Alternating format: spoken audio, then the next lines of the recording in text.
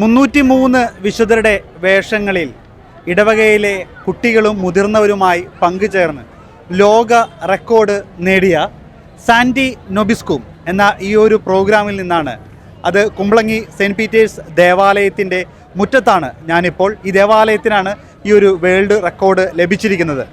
ഒരുപാട് കുട്ടികൾ, 303 പേർ, കുട്ടികളും മുതിർന്നവരും അടക്കം വിശുദ്ധരുടെ വേഷങ്ങൾ അണിഞ്ഞുകൊണ്ടാണ് ഈ റെക്കോർഡ് കരസ്ഥമാക്കിയത്.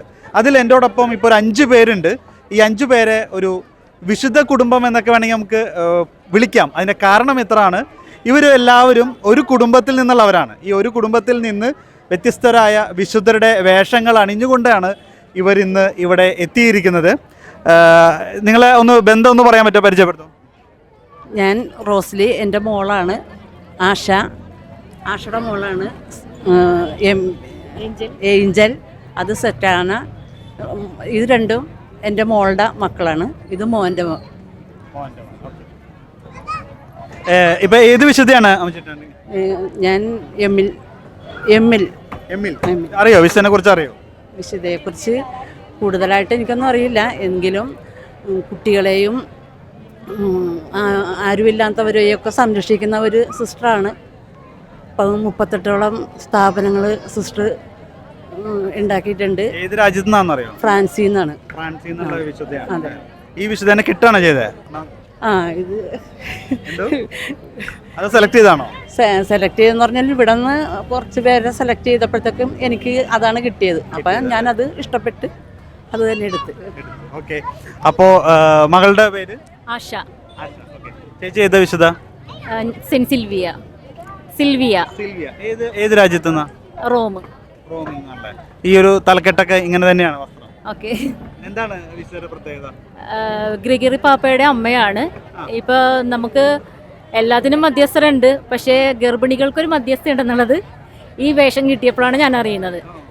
ഇപ്പോൾ ഓൾറെഡി എനിക്ക് 3 പെൺപിള്ളേരാണ്. പക്ഷെ എനിക്ക് അങ്ങനെ ഒരു വിശുദ്ധയിൽ മധ്യസ്ഥ അപേക്ഷിക്കാനായിട്ടുള്ള ഒരു അവസരം കിട്ടിയില്ല. ഇപ്പോഴാണ് അതിനെക്കുറിച്ച് അറിയുന്നത്. പിന്നെ ഒത്തിരി സന്തോഷമുണ്ട് ഇങ്ങനെ ഒരു വേഷം കിട്ടിയത്. ഇതെന്താണ് കയ്യിൽ എഴുതിയിരിക്കുന്നത്? എഡ്യൂക്കേഷൻ്റെ ഇതിലെ വിശുദ്ധയ്ക്ക് ഭയങ്കര നിർബന്ധമുള്ള, മക്കളെ പഠിപ്പിക്കുന്ന കാര്യത്തിലൊക്കെ ഭയങ്കര നിർബന്ധമായിരുന്നു. അപ്പോൾ അതിൻ്റെതായിട്ടുള്ള ഒരു ഇതാണ് കയ്യിൽ വെച്ചിരിക്കുന്നത്. അപ്പൊ ഇത് ചേച്ചിയുടെ മകള് എനിക്കാണ്. അപ്പൊ 3 തലമുറയുണ്ട് അല്ലേ? 4 തലമുറയുണ്ട്. കുഞ്ഞും കൂടി ഉണ്ട്. കുഞ്ഞിനെ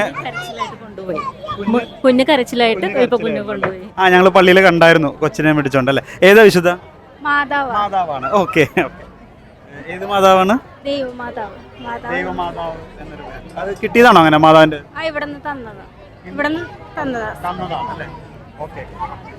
ഇത് മോള് അനീതി. Okay, sorry. 2 മക്കൾ. ബ്രിജിറ്റ് അല്ലേ? ഓക്കെ. കയ്യിലൊരു വിളക്ക് അല്ലേ? എന്താണ് ഈ വിശുദ്ധരുടെ പ്രത്യേകത എന്ന് പറയും? മൃഗങ്ങളുടെ വിശുദ്ധ എന്ന് പറയാറുണ്ട്. പിന്നെ വനസംരക്ഷകരുടെ വിശുദ്ധയായിട്ടാണ്.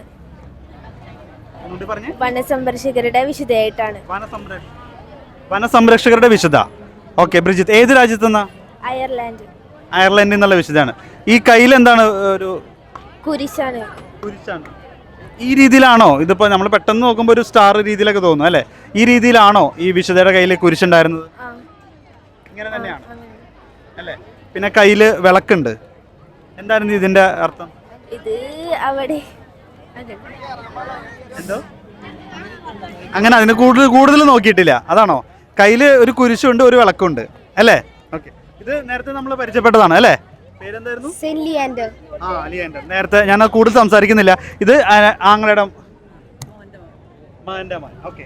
അങ്ങനെ ഈ ഒരു 5 പേരടങ്ങുന്ന ഒരു കുടുംബം, ഏകദേശം 4 തലമുറകളാണ് ഇവിടെ നിൽക്കുന്നത് തന്നെ. എന്ത് തോന്നുന്നു ഈ ഒരു കുടുംബത്തിൽ നിന്ന് ഇത്ര വിശുദ്ധരായിട്ട് വരുമ്പോൾ ഇതിന് ഒരുക്കങ്ങളും കാര്യങ്ങളൊക്കെ എങ്ങനെയായിരുന്നു? ഇത് ഇങ്ങനെ പറഞ്ഞപ്പോഴത്തേക്കും ഭയങ്കര സന്തോഷമായി. ഞാൻ വെറുതെ അങ്ങനെ ഞാൻ മുമ്പോട്ട് വന്നാൽ ആരെങ്കിലുമൊക്കെ യൂണിറ്റിൽ നിന്ന് ഉണ്ടാകട്ടെ എന്നോർത്ത് പറഞ്ഞതാണ്. പക്ഷേ ഇന്ന് ഞങ്ങളുടെ വീട്ടിൽ നിന്ന് തന്നെ 5 പേരുണ്ട്. പിന്നെ യൂണിറ്റിൽ നിന്ന് 12ഓളം പേര് ഉണ്ട്. അത് വളരെ സന്തോഷം. എൻ്റെ ഈ സമയത്ത് ഇങ്ങനെ ഒരു പരിപാടിയിൽ പങ്കെടുക്കാൻ സാധിച്ചതിൽ വളരെ സന്തോഷം. അപ്പം ഈ വിശുദ്ധരെയൊക്കെ അറിഞ്ഞ് ഇപ്പോൾ നിങ്ങൾ ഒരു കുടുംബത്തിൽ നിന്നൊക്കെ ആകുമ്പോൾ പരസ്പരമൊക്കെ ചോദിക്കുമല്ലോ ഏത് വിശുദ്ധരെ കിട്ടിയ ഏത് വിശുദ്ധരെ ചെയ്യുന്നത്. അപ്പോൾ ആ വിശുദ്ധർക്ക് വേണ്ടിയുള്ള അങ്ങനെ ഒരുക്കങ്ങളൊക്കെ നടത്തിയപ്പോൾ ഈ ഒരു വസ്ത്രമൊക്കെ ഇട്ട് ഇപ്പോൾ നിൽക്കുമ്പോൾ തന്നെ എന്താണ് തോന്നുന്നത്? ശരിക്കും പറഞ്ഞിട്ടുണ്ടെങ്കിൽ സിസ്റ്റർ സെയിൻറ്റ് സിൽവിയ എന്നുള്ള പേര് കിട്ടിയപ്പോഴേക്കും ഞാൻ സെർച്ച് ചെയ്തപ്പോഴേക്കും കുറച്ചൊക്കെ എൻ്റേതായിട്ടുള്ള ക്യാരക്ടേഴ്സിൻ്റെ ഇത് തോന്നിയായിരുന്നു. ഗ്രിഗറി പാപ്പയ്ക്ക് വേണ്ടിയിട്ട് സെമിനാറിലേക്ക് ഇങ്ങനെ കുക്ക് ചെയ്യേണ്ടുള്ള വെജൊക്കെ എല്ലാം പുള്ളിക്കാരത്ത് തന്നെ കൃഷി ചെയ്തിട്ടാണ് കൊടുക്കുന്നത്. അപ്പോൾ ചെറുതായിട്ടൊക്കെ ഞാനും എന്തെങ്കിലുമൊക്കെ വീട്ടിൽ വെജൊക്കെ ചെയ്യും.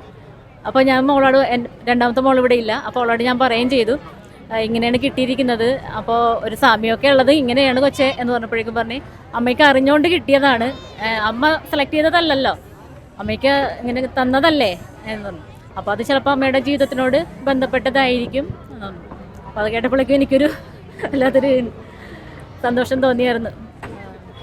ഗ്രിഗറി പാപ്പയുടെ അമ്മ വിശുദ്ധയായിരുന്നു അല്ല, അതൊരു വലിയൊരു ഒരു പുതിയ അറിവാണ്. ഞാൻ മീൻസ് എല്ലാവർക്കും ഒരു പക്ഷേ പെട്ടെന്ന് കിട്ടുന്ന അറിയുന്നില്ല. ഓക്കെ, മഹാനായ ഗ്രിഗറി മാർപ്പാപ്പയല്ലേ? ഓക്കെ, എന്താണ് കൊച്ചു കുഞ്ഞായിട്ട് അല്ലേ മാതാവായിട്ട് നിൽക്കാൻ പറ്റുന്നു? നിങ്ങൾ ഒരുമിച്ചായിരുന്നു, എല്ലാവരും ഒരുമിച്ചൊക്കെ ആയിരുന്നോ ഡിസ്കഷനും കാര്യങ്ങളൊക്കെ? വേറെ വീട്ടിലായതുകൊണ്ട് അവള് അവിടെ നിന്ന് തന്നെ ഒരുങ്ങി. പിന്നെ ഇതൊക്കെ എല്ലാം തന്നത് മോളാണ്. പിന്നെ ഞങ്ങള് ഒരുമിച്ച് ആയത് കാരണം കൊണ്ട് ഞങ്ങൾ 4 പേരും ഒരു വീട്ടിൽ നിന്ന് തന്നെ ഇറങ്ങി.